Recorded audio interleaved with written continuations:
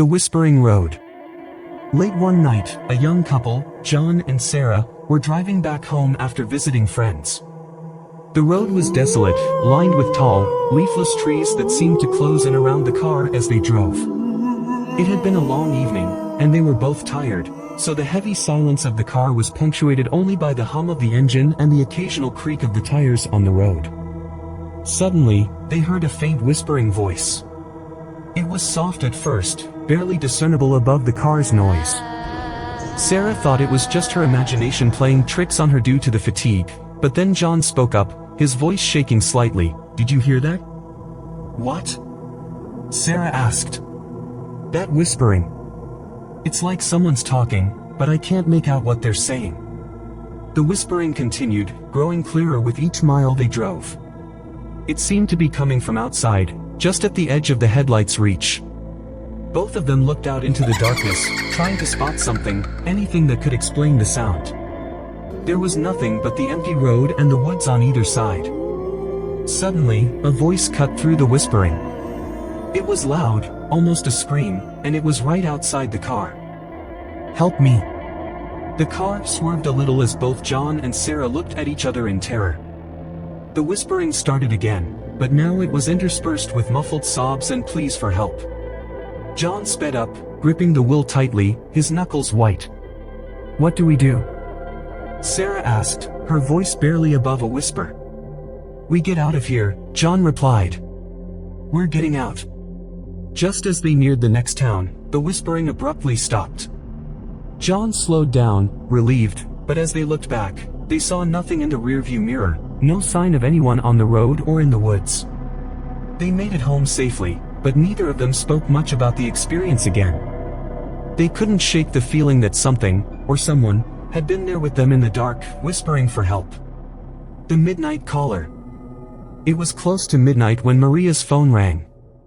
She was alone in her small apartment, tucked away in a quiet neighborhood of a small town in the USA.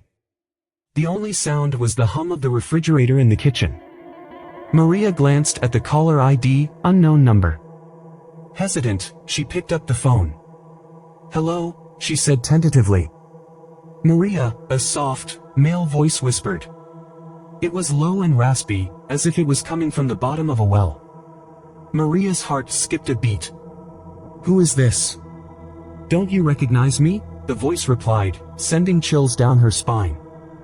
"I'm right here, in the house with you." Maria looked around the dark apartment, feeling a cold breeze brush against her arm despite the windows being closed. "What do you want?" she asked, her voice trembling.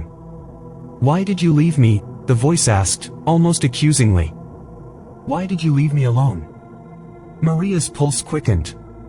She tried to sound calm. "I don't know who you are." "I'm hanging up." "No," the voice screamed, and Maria could hear the desperation in it. "Don't you dare hang up on me. You owe me."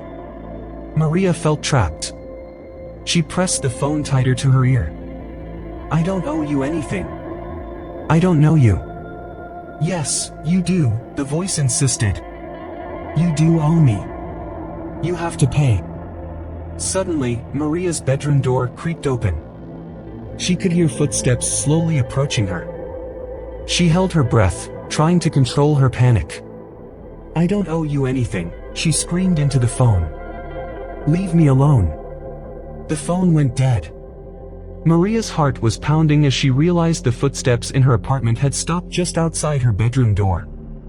She grabbed a nearby lamp and slowly inched toward the door. There was nothing in the doorway when she peeked through the crack. No one was there. But the phone rang again, a few minutes later. The same number, the same voice. "Why won't you answer me?" Maria dropped the phone and ran to the front door, frantically trying to unlock it. The whispers continued, getting louder, until she couldn't take it anymore. She ran outside and didn't stop until she reached the neighbor's house, where she stayed for the rest of the night. In the morning, Maria discovered her apartment had been vacant for years.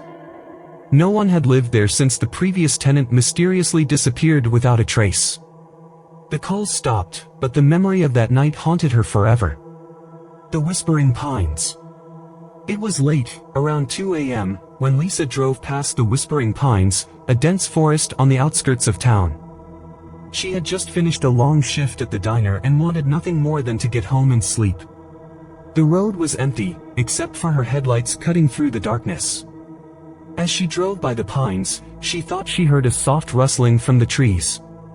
Unsettled, she shook it off, thinking it was just her imagination. But then she heard it again, a faint whispering sound, almost as if someone was calling her name from within the forest. She slowed down and listened more carefully, but the sound faded away. A chill ran down her spine. She glanced at the rearview mirror, half expecting to see something behind her, but the road was still empty. Just as she was about to relax, the whispering returned, louder this time. It wasn't a single voice. It was multiple voices, speaking in unison, whispering in strange, eerie tones. They seemed to come from all around, as if the trees themselves were whispering secrets. Fear gripped Lisa. She hit the gas pedal, driving faster, hoping to get away from whatever was making those sounds. But no matter how fast she drove, the whispering followed her, sometimes in front, sometimes behind, but always there, just at the edge of hearing. When she reached a crossroads, she decided to take the route that would lead her through town rather than past the Whispering Pines. As she turned away from the forest, the whispering abruptly ceased. Lisa looked back through her mirror one last time, and the trees were still. Whatever had been out there seemed to have disappeared. Shaken, she reached home and locked herself inside. The next morning, she couldn't shake the feeling that she was being watched. Even now, when she's alone, she still hears faint whispers when the wind blows through the pines outside her window.